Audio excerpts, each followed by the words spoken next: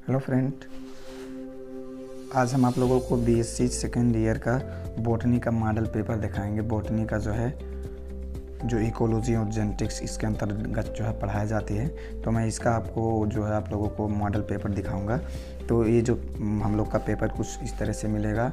उसके बाद 3 आवर्स इसका टाइम होगा और ये 45 मार्क्स का होगा। ठीक है, तो सबसे पहले पेपर मिलने के बाद आप लोग को क्या करना होता है, इसको आप पहले पढ़ना होता है, केयरफुली इसको पढ़ना होता है।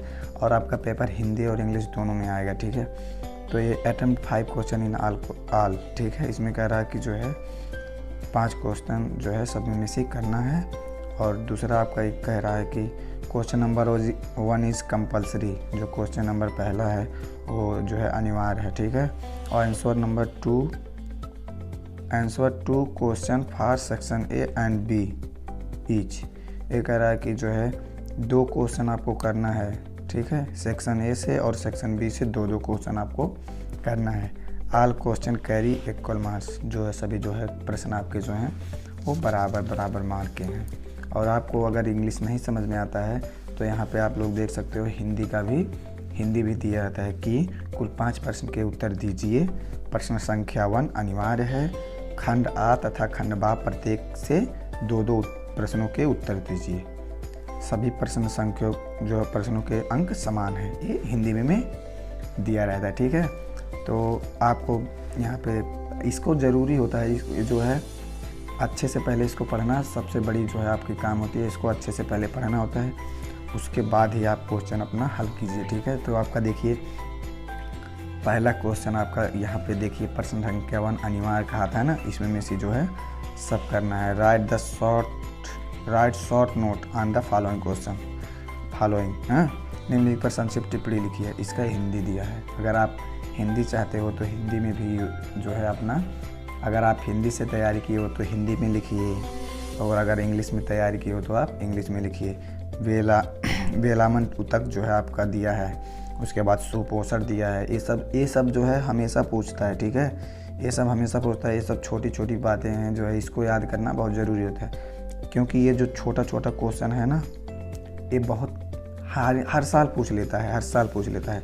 इसको याद करना बहुत ज़रूरी होता है। और आपको यहाँ देखिए जीन परिकल्पना पूछ लिया है, और न्यूक्लियोसोम पूछ लिया है। सहजीविता, ये देखिए यहाँ पे ये सहजीविता है ना, इसको बहुत ज़रूरी है। इसको याद करने ना आप लोग, ये हमेशा पूछ सकता है, कभी भी पूछ सकता है। ये हर साल भी आ सकता है, इसमें इतना खासियत है। तो इसको आप लोग प्लीज़ याद कर लीजिए, सहजीविता आता है। ठीक है, और सेक्शन ए आपका कंपलसरी होता है, इसको आप करेंगे। ठीक है, करेंगे, 9 मार्क का है। और आपका सेक्शन ए मैं बोल रहा हूँ, ये प्रश्न नंबर 1।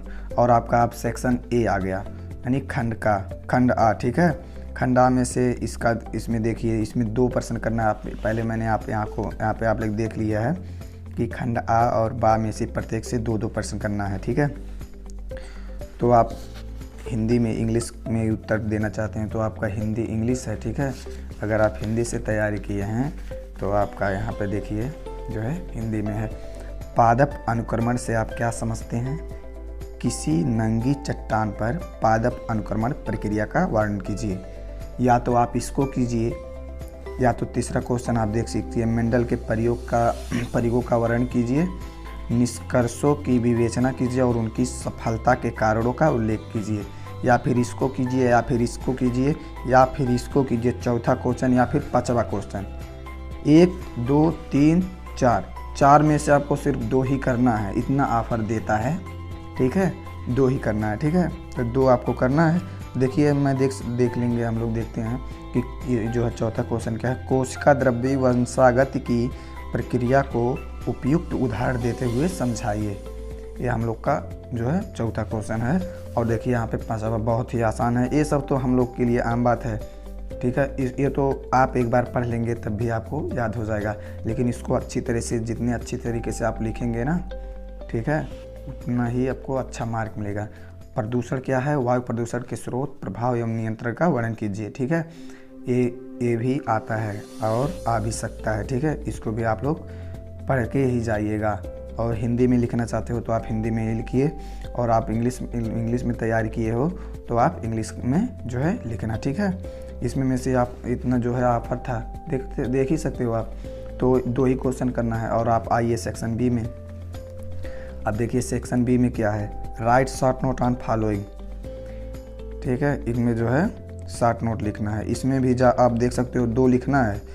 ये छठवा का जो 7वां क्वेश्चन हम लोग 7वां देखेंगे। देखिए 7वां है, उसके बाद 8वां है, उसके बाद 9वां है। इनमें में से 2 ही करना है। 6वां 7वां 8वां 9वां में से सिर्फ 2 करना है। तो आप देखिए कितना आसान आ गया है। यहाँ पे देखिए निम्नलिखित पर सटीक टिप्पणी लिखिए। ठीक है, उसके बाद इसको लिखेंगे या फिर इसको लिखिए, क्रॉसिंग ओवर गुणसूत्र की रचना, ये दोनों। या फिर ये लिखिए, खाद्य श्रृंखला पारिस्थितिकीय पिरामिड जैविक प्रवर्धन। ठीक है, इसमें में से या तो ये कीजिए या कीजिए, 2 करना होता है बस। इतना आसान आता हम लोगों का पेपर, और ये पेपर ख़त्म हो गया, आप देख सकते हो। और इसी तरीके से पेपर हम लोगों का आता है बी। इस टाइप के क्वेश्चन को आप लोगों को ज़रूरी याद करना लेना चाहिए। ये सब बहुत छोटे छोटे क्वेश्चन होते हैं और ये बहुत ही इनवार होते हैं, ये सब आते हैं एग्ज़ामों में। तो अगर आप हिंदी से तैयारी किए हैं तो हिंदी में लिखिए, अगर इंग्लिश में तैयारी किए हैं तो इंग्लिश में लिखिए। इसमें कोई पाबंदी नहीं रहता है कि नंबर कटेगा या हुआ। अगर आपकी हैंड राइटिंग अच्छी है और अच्छे से लिखते हो तो कोई नहीं काटता है, कोई नंबर नहीं काटता है। ठीक है, अगर